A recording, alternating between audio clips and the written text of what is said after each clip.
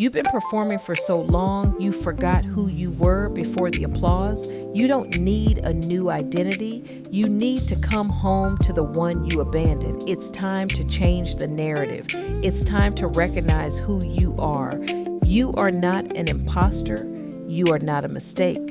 You are not a placeholder in your own life. Welcome back to the Imposter Phenomenon podcast. Today we are going somewhere that a lot of people are not ready to go. But I have a feeling that if you are listening to this, you have already been there. You have already lived there. You have already sat in a meeting, walked out of a room, or read a message and felt something shift inside of you, something quiet, something uncomfortable, and then told yourself to let it go. Today, we are not letting it go. Today, we are calling it exactly what it is. I want to start by making one thing crystal clear before we go any further. There are no accidents, only evidence. I need you to hear that and sit with it for a moment. The comment someone made about your credentials, not an accident. The way your idea was dismissed in the meeting and then celebrated when someone else said the exact same thing 5 minutes later, not an accident. The way your name was mispronounced over and over again by someone who gets every other name right, not an accident. These things are not slips of the tongue. They are not oversights. They are not personality quirks. They are data points. They are evidence of exactly what someone thinks about you, delivered in packaging small enough to deny. Here is what I have learned both personally and professionally. People rarely say the cruelest things they believe out loud. What they do instead is leak it. They let it seep out in the form of a slight, a tiny targeted moment that lands just hard enough to sting, but is small enough to make you question whether it even happened. A slight is not an accident. A slight is a controlled release of something much larger that someone does not have the courage or the social consequence to say directly. And because it is small, because it comes wrapped in a smile or a laugh or a casual tone, the burden falls on you to decide if it even counts. And that is exactly where the erosion begins. Gaslighting is one of the most disorienting experiences a person can endure. And what makes it so powerful is that it does not just happen to you. It recruits you. It gets you to participate in your own dismissal. Someone says something that cuts you, and before you can even process the wound, they are already reframing it. Oh, I didn't mean it like that. Or you are so sensitive, or why do you always make everything about race or gender or status? And suddenly, instead of talking about what was said, you are on trial for how you felt about it. That is the magic trick of gaslighting. It moves the conversation away from the behavior and puts the spotlight squarely on your reaction. And it works because most of us have been conditioned to doubt ourselves long before we ever walked into that room. And here's the part that nobody talks about enough. The small things are not small because of their size. They are called small because calling them small is convenient for the person who did it. It was just a joke. I was just being honest. You are reading too much into this.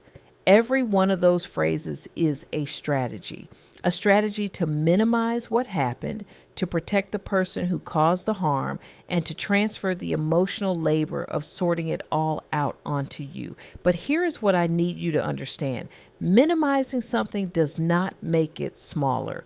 It just makes it unaddressed. And unaddressed things do not disappear. They accumulate. Think about what accumulation does over time. One comment, you brush it off. 2 comments, you start to wonder. 3, 4, 5, you begin to adjust. You start to shrink. You start to speak less in meetings. You stop volunteering your ideas. You second guess your outfit before you walk into the building. You rehearse what you are going to say before you say it. Not because you lack confidence in your ideas, but because you have been taught slowly, systematically, and deliberately that your presence in that space is up for debate. That is not sensitivity. That is a documented psychological response to a hostile environment. That is your nervous system telling you the truth that your mind is still trying to negotiate. This is where the imposter phenomenon becomes a weapon used against you rather than just a feeling inside of you. When we talk about imposterism, we often frame it as an internal experience, a belief that you do not belong, that you are not as capable as people think, that one day you will be found out. But what I want you to understand is that when you are constantly surrounded by people who reinforce that narrative through slights and dismissals, the imposterism is not coming from inside the house. It is being built brick by brick from the outside, and you are being handed the bill for the construction. They create the doubt. You carry it. And then they point to your insecurity as proof that maybe they were right about you all along. Evidence does not lie, and every single one of those moments is evidence. Not evidence that you are not good enough, not evidence that you are too emotional or too sensitive or too much. It is evidence of the environment. It is evidence of the people in it. It is evidence of a culture that decided long before you arrived exactly how much space you were allowed to take up, and has been quietly enforcing that boundary ever since. When you name it as evidence, something shifts. You stop trying to explain away the pattern and you start reading it for what it is, a consistent, repeated, documented record of how someone actually sees you, not how they claim to. What makes this especially painful is that we are often surrounded by people who did not experience what we experience, and so they become unwilling witnesses. They say things like, I never noticed that, or he has always been like that with everyone, or she means well. And because they did not feel it, they conclude it did not happen in the way you say it did. But the absence of someone else's experience does not negate the presence of yours. The fact that the room did not shake for everyone does not mean the earthquake did not happen. It means you were standing on a different part of the ground, and that matters. Your experience matters, not as a complaint, not as a grievance, as data. Over time, what begins to erode is not just your confidence, it is your perception. You start to distrust your own instincts. You replay moments over and over, wondering if you misread them, wondering if you are being unfair, wondering if you owe someone the benefit of the doubt that they have never extended to you. And that is the most dangerous phase, because once you stop trusting your own perception, you become dependent on others to validate what you know to be true. And if those others are the same ones doing the harm, you have handed them the power to define your reality entirely. That is how people stay in toxic environments for years, not because they are weak, but because they have been trained to question the very evidence that would set them free. So what do we do with all of this? We collect the data and we trust it. We stop explaining away the pattern and we call it a pattern. We stop minimizing the moments and we call them moments.